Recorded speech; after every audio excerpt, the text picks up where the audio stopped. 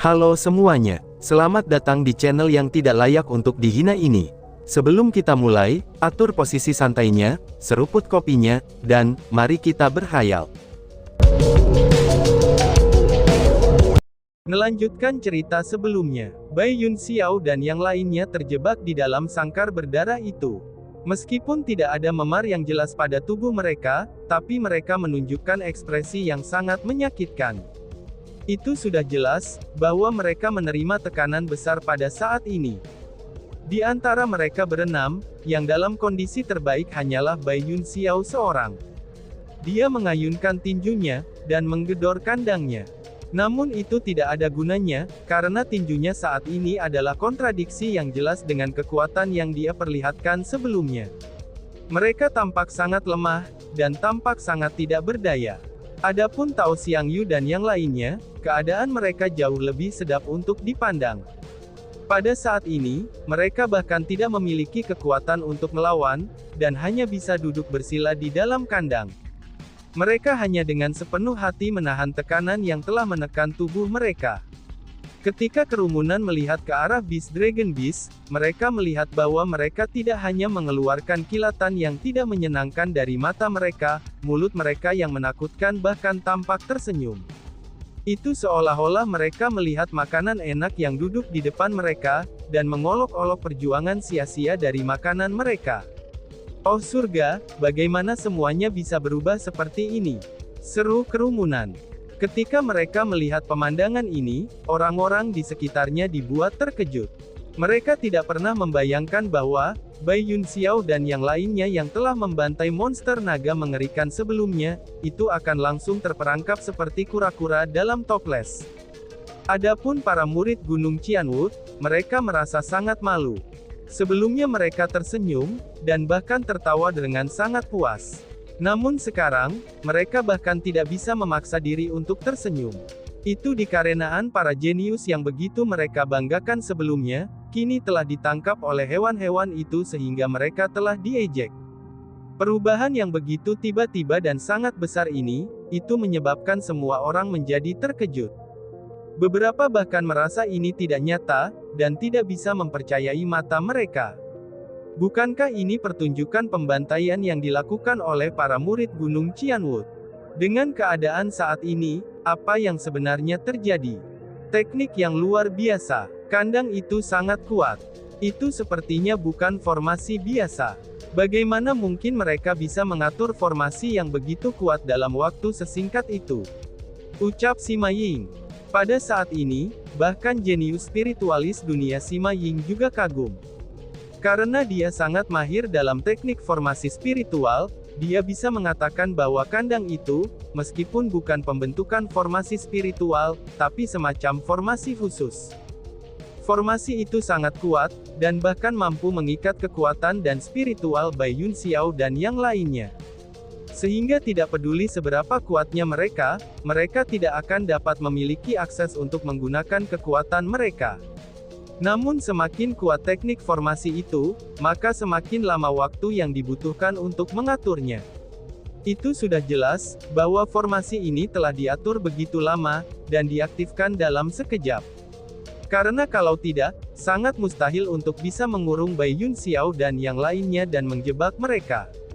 Karena itulah dia terkejut, dan ingin tahu persis bagaimana para monster naga besar ini berhasil mencapai prestasi seperti itu. Itu bukan berarti kecepatan mereka mengatur formasi sangat cepat. Sebagai gantinya, mereka sudah mengaturnya sebelumnya. Karena pada dasarnya, itu adalah jebakan, ucap Chu Feng menjelaskan. Apa? Sudah diatur sebelumnya? Seru Sima Ying yang menjadi semakin bingung. Itu adalah teknik formasi garis darah.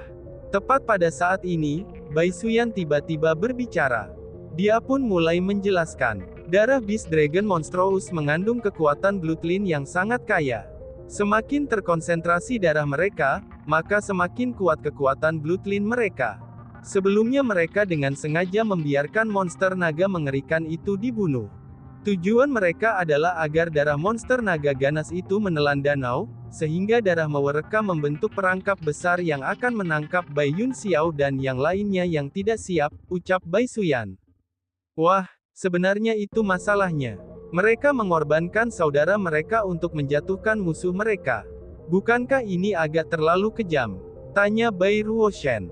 Mendengar kata-kata itu, ekspresi Bai Ruoshan sedikit berubah. Dia terkejut dengan metode yang digunakan oleh monster naga mengerikan itu.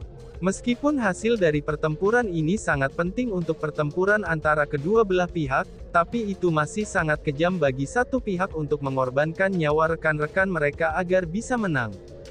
Paling tidak, itu bukan metode yang bisa dia gunakan. Meskipun metode ini sangat kejam, tapi hasilnya sangatlah bagus. The Dragon Monster Beast telah memenangkan pertempuran ini. Karena mereka dapat memperoleh kemenangan, maka beberapa pengorbanan yang diperlukan harus dapat diterima, kata Bai Suyan. Siapa yang peduli apakah itu kejam atau tidak kejam, karena tetap saja para murid Gunung Qianwood itu telah mempermalukan diri mereka sendiri sekarang. Ucap Sima Ying. Wanita ini merasa sangat senang dari lubuk hatinya. Gunung Qianwood telah memeras otak mereka untuk merencanakannya, dan melakukan misi tingkat naga ini. Semua itu demi memungkinkan semua orang untuk mengalami kekuatan yang kuat dari murid-murid mereka. Namun sekarang, para murid yang ditugaskan untuk membantai monster naga mengerikan itu, mereka malah menjadi target pembantaian. Lihatlah ekspresi para tetua Gunung Qianwood itu. Mereka tertawa dan tersenyum dengan gembira sebelumnya, namun sekarang mereka tidak dapat tersenyum sama sekali.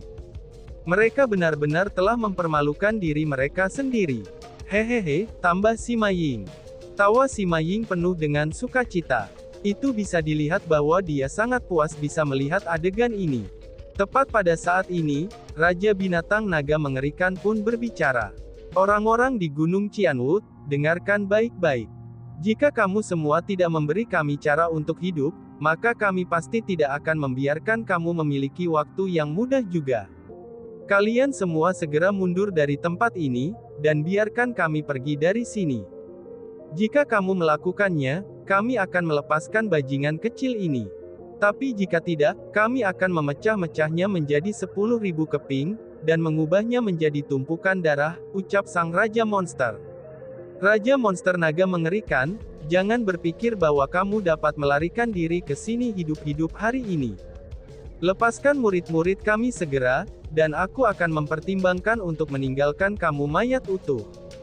Tiba-tiba saja, seorang tetua manajemen Departemen Hukuman berdiri ke depan dan menjawab. Auranya sangat kuat, dan nadanya juga sangat sombong. Dia sama sekali tidak menaruh monster naga berbahaya itu di matanya. Melihat ini, Raja Binatang Naga Mengerikan dengan dingin mengancamnya. Bajingan tua, apakah kamu benar-benar ingin 6 bajingan kecil ini dimakamkan bersama kami? Ucap sang Raja Monster. Jika kamu memiliki kemampuan, aku khawatir kamu dapat membuat mereka dimakamkan bersama kalian semua, tetua itu berbicara lagi. Tidakkah kamu berpikir, bahwa aku tidak bisa mengatakan kalau kamu telah menggunakan metode tercela untuk sementara menekan kekuatan murid-murid kita? Meskipun memang benar bahwa kamu berhasil menjebak mereka, tapi hidup mereka bukanlah sesuatu yang dapat kamu ambil seperti yang kamu inginkan, tambah tetua itu. Mendengar kata-kata itu, tatapan Raja Binatang Naga Mengerikan mulai berkedip-kedip. Dia pun tampaknya mulai panik. Dia tidak pernah menyangka bahwa kartu asnya akan terlihat dengan jelas. Itu memang benar, dia tidak mampu mengambil nyawa Bai Yun Xiao dan yang lainnya dengan segera. Hahaha. Namun setelah beberapa saat hening, Raja Monster Naga Ganas itu benar-benar mulai tertawa dengan kejam. Jadi bagaimana jika itu masalahnya? Jika kamu memiliki kemampuan, maka datang dan bunuhlah aku.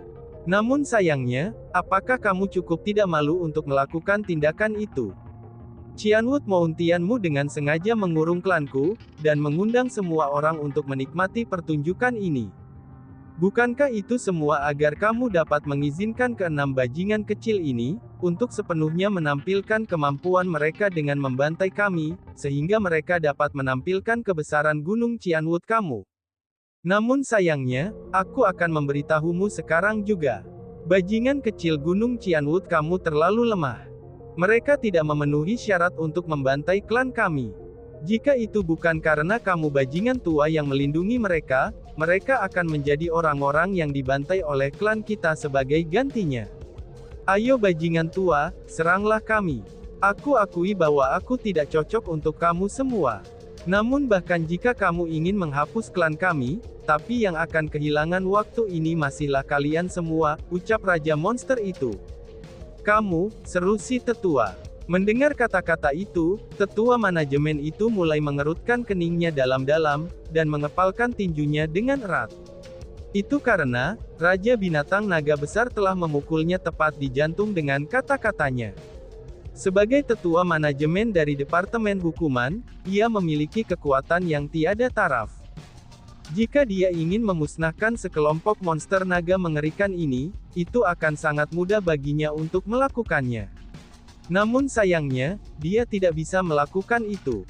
Jika dia melakukannya, dia akan mengakui bahwa murid-murid Cianwood Mountain mereka tidak memiliki kemampuan untuk mengalahkan Beast Dragon Monstrous ini, dan bahwa hanya mereka sajalah yang berasal dari generasi yang lebih tua yang dapat mencapai prestasi itu. Jika itu masalahnya, lalu apa tujuan pengumpulan semua orang di sini hari ini? Tidakkah ini setara dengan memberi tahu semua orang, bahwa murid-murid Gunung Cianwood telah gagal dalam misi tingkat naga mereka, dan harus meminta para tetua mereka membersihkan pantat mereka? Jika itu terjadi, maka itu akan persis seperti yang dikatakan Raja Binatang Naga mengerikan itu. Maka mereka yang benar-benar akan kalah, dan bahkan dipermalukan. Ketika mereka melihat pemandangan ini, hampir semua ekspresi para tetua dan murid Gunung Cianwood menjadi jelek. Jika banyak orang yang masih berpikir bahwa Bai Yun Xiao dan yang lainnya akan dapat kembali lebih awal, maka setelah mendengar percakapan antara tetua manajemen dari Departemen Hukuman dan Raja Binatang Naga mengerikan, maka harapan terakhir mereka sudahlah hancur. Bai Yun Xiao dan yang lainnya benar-benar telah menjadi tahanan Beast Dragon Monstrous, dan akan membutuhkan tetua manajemen untuk datang dan menangani akibatnya. Bahkan jika para tetua manajemen memiliki kemampuan untuk menyelamatkan mereka, serta memiliki kemampuan untuk dengan mudah memusnahkan sekelompok Beast Dragon Monster ini, tapi tetap menjadi fakta yang tidak dapat diubah bahwa Bai Yun Xiao dan yang lainnya telah ditundukkan oleh Beast Dragon Monster. Pada saat ini, sementara para murid masih relatif baik-baik saja, para tetua mulai mendesah dan menggelengkan kepala mereka tanpa henti. Mereka tahu betul bahwa meskipun tidak ada orang yang secara vokal menghina Gunung Cianwood atau meremehkan Bai Yun Xiao dan yang lainnya, tapi itu tidak berarti bahwa mereka tidak menghina Gunung Cianwood dan meremehkan Bai Yun Xiao dan yang lainnya di hati mereka. Hanya saja, mereka tidak berani menghina Gunung Cianwood tepat di depan mereka. Namun meski begitu, mereka sudah melakukannya di hati mereka, dan menikmati ejekan yang disajikan oleh Cianwood Mountain. Bahkan ada beberapa di antara pengamat yang merasa sangat gembira dengan kejadian ini. Itu karena Gunung Cianwood benar-benar menjadi bahan tertawaan kali ini, dan benar-benar kehilangan semua wajah. Para tetua dari Gunung Cianwood berhadapan dengan monster naga mengerikan. Bukan karena para tetua tidak mampu menghilangkan Beast Dragon Monstrous itu. Justru sebaliknya, jika mereka mau, menghilangkan Beast Dragon Monstrous semudah menghancurkan sekelompok semut sampai mati, dan itu adalah sesuatu yang bisa mereka lakukan dengan menjentikkan jari mereka. Namun sayangnya, mereka tidak ingin melakukan hal itu. Mereka tidak ingin menjadikan misi tingkat naga ini sebagai bahan ejekan semua orang. Mereka masih berharap kalau Bai Yun Xiao dan yang lainnya akan dapat membalikkan situasi, ini terlepas dari betapa tidak realistisnya hal itu. Hahaha, apa yang bisa kamu lakukan sekarang? Benar-benar memalukan.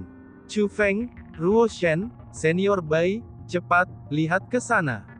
Lihatlah wajah para lelaki tua Cianwood Mountain itu.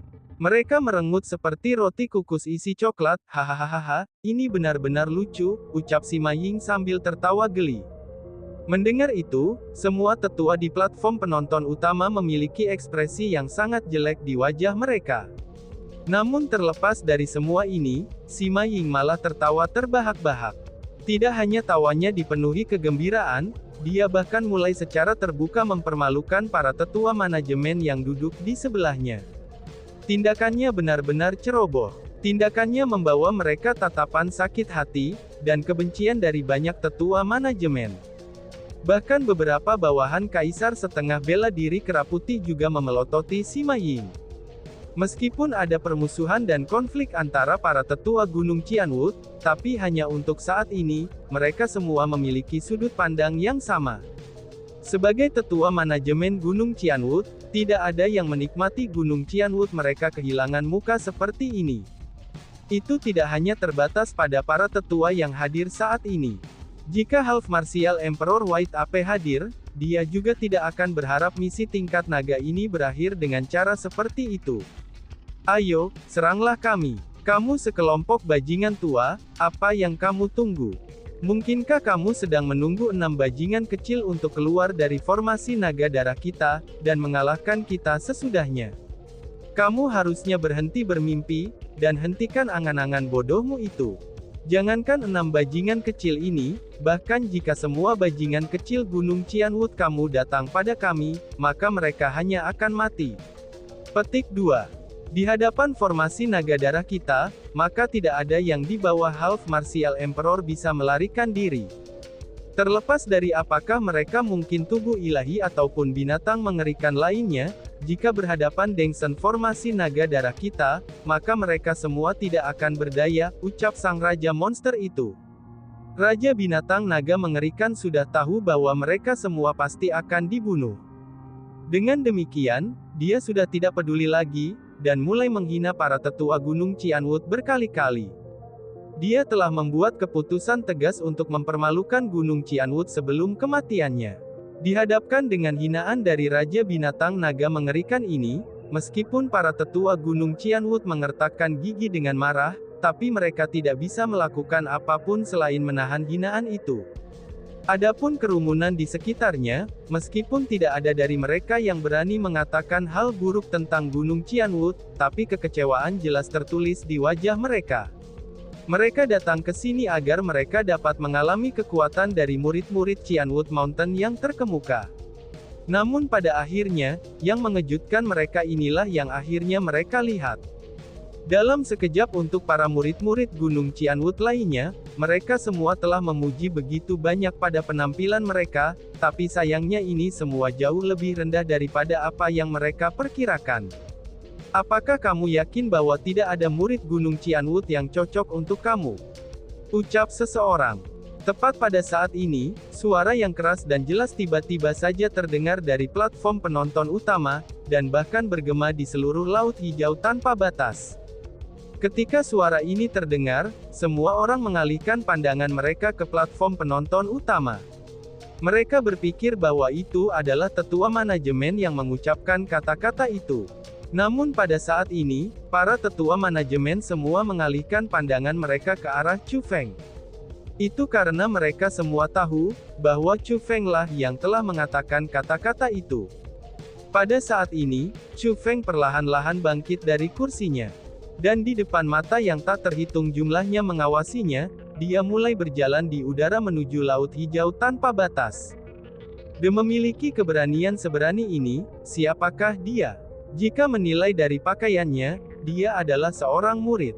Namun baginya untuk duduk di platform Master View, dia pasti bukan murid biasa. Usia anak itu juga sangat muda bukan? Dia bahkan lebih muda dari ke-6 murid sebelumnya yang telah dikirim. Dengan usianya, mungkinkah ia menjadi pasangan yang cocok untuk Raja Binatang Buas Naga yang mengerikan itu, ucap kerumunan.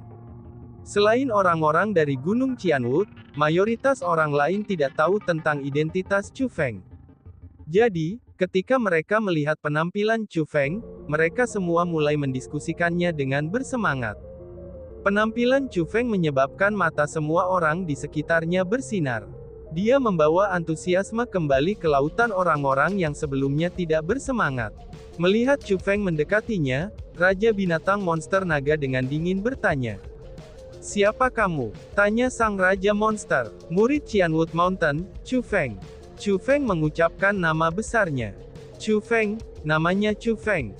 Siapa ini Chu Feng? Apakah ada yang tahu? Jika ada yang tahu, cepat ceritakan tentangnya. Ketika mereka mendengar nama Chu Feng, kerumunan di sekitarnya meledak dalam keributan. Chu Feng, aku tahu tentang dia. Aku pernah mendengar bahwa Chu Feng ini adalah karakter tingkat iblis yang luar biasa, dan dia adalah seorang jenius super. Kamu semua tahu tentang Yuan King kan, jenius yang memicu jarum abadi kuno. Namun pada kenyataannya, bukan Yuan King yang memicu jarum abadi kuno itu.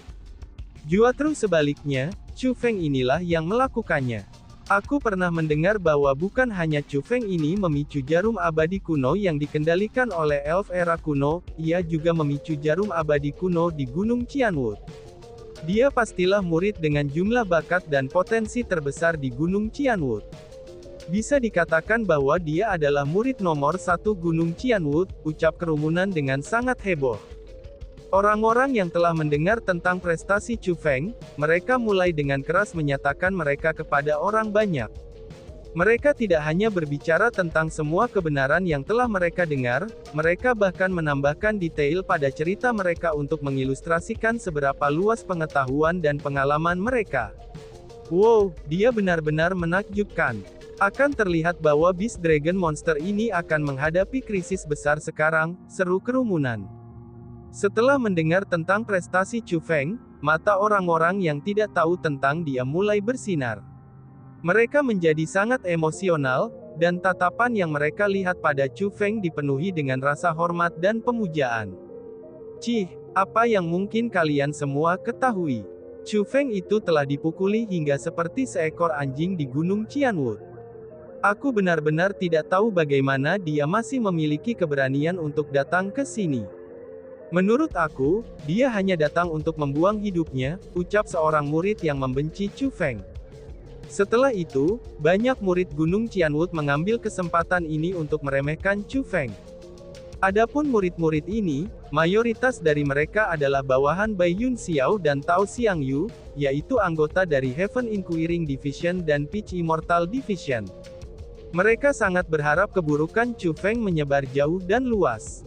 Dengan demikian, bagaimana mungkin mereka ingin orang lain berpikir bahwa Chu Feng adalah seorang jenius yang luar biasa? Dengan demikian, mereka secara alami akan menghina Chu Feng. Selanjutnya, mereka benar-benar percaya bahwa Chu Feng akan membawa kehancurannya sendiri. Oh, Chu Feng itu yang memicu jarum abadi kuno, bagaimana mungkin dia tidak berguna? Setelah mendengar kata-kata ini, orang-orang yang sangat memikirkan Chu Feng melirik sekilas ke arah anggota Heaven Inquiring Division, juga dan Peach Immortal Division. Mereka tidak percaya pada kata-katanya. Jadi bagaimana jika dia memicu jarum abadi kuno? Dia masih dipukuli oleh saudara senior Qin kita hingga tidak bisa mundur. Di sini, izinkan aku menjelaskannya kepada kamu secara lebih sederhana. Keenam orang yang terjebak di sana semua lebih kuat dari Chu Feng. Jika Chu Feng ini benar-benar berani untuk pergi dan menantang para Beast Dragon Monstrous, dia hanya akan membuang hidupnya. Karena itulah, tidak mungkin dia bisa kembali hidup-hidup, kata murid itu. Benar juga ya, ucap kerumunan yang mulai ragu. Kita semua adalah murid inti dari Gunung Qianwood, maka kitalah yang paling tahu tentang Chu Feng. Kita semua telah melihat dengan mata kepala sendiri bagaimana dia dipukuli. Adapun apa yang kalian semua dengar, itu hanyalah rumor belaka. Aku enggan untuk mencoba menjelaskan kepada kamu semua tentang apa yang benar dan apa yang salah. Maka dari itu, kalian semua harus memikirkannya sendiri. Murid itu berbicara seolah-olah dia bersumpah kata-katanya adalah kebenaran. Ketika mereka melihat ekspresi kepastian murid itu, tatapan orang-orang yang berharap untuk Chu Feng pun mulai berubah. Mereka pun mulai meragukannya. Adapun Chu Feng, dia tidak peduli dengan diskusi orang banyak. Apakah mereka mungkin memuji atau meremehkannya, ataukah menghormati atau mempermalukannya? Selangkah demi selangkah, dia memperpendek jarak antara dirinya dan Beast Dragon Beast. Pada akhirnya, Chu Feng yang pemberani tiba di sudut badan air yang penuh dengan darah monster naga buas itu. Pada saat ini, mereka yang khawatir tentang Chu Feng mulai diam-diam mengirim transmisi suara kepadanya, dan kemudian menyuruhnya. Tidak peduli apa, mereka menyuruh Chu Feng untuk tidak masuk ke air. Namun sayangnya, Chu Feng menghiraukannya.